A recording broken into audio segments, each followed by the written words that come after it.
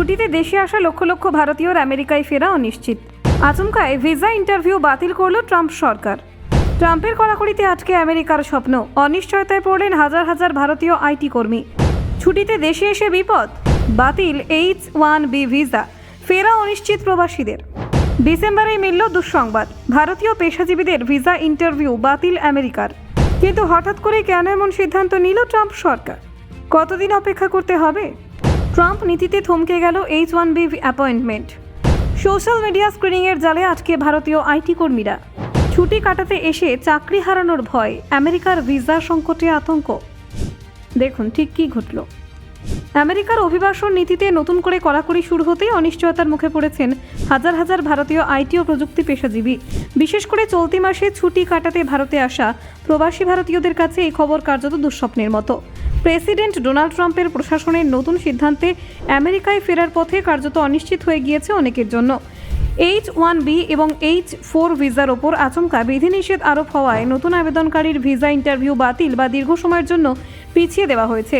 যারা নিয়ম মেনে আগেভাগে সাক্ষাৎকারের তারিখ ঠিক করে রেখেছিলেন তারাও এই সিদ্ধান্তে বিপাকে পড়েছেন। ফলে চাকরি, পরিবার এবং ভবিষ্যৎ সবকিছু নিয়ে চরম দুশ্চিন্তায় রয়েছেন তারা।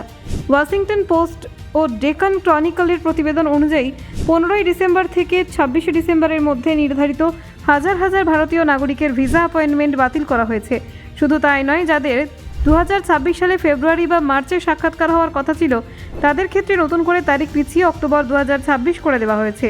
সাধারণত ছুটিতে মৌসুমে প্রবাসী ভারতীয়রা দেশে ফিরে ভিসার স্টাম্পিং বা পুনর্নবীকরণের কাজ সেরে নেন। কিন্তু এই আকস্মিক সিদ্ধান্তের ফলে অনেকেই এখন ভারতে আটকে পড়েছেন। কর্মস্থলে কবে ফিরতে পারবেন, আদৌ পারবেন কি না তা নিয়ে তৈরি হয়েছে চরম অনিশ্চয়তা। মার্কিন বিদেশ দফতর ও অভিবাসন আইনজীবীদের মতে এই দেরির মূল কারণ ট্রাম্প প্রশাসনের চালু করা নতুন সোশ্যাল মিডিয়া স্ক্রিনিং নীতি।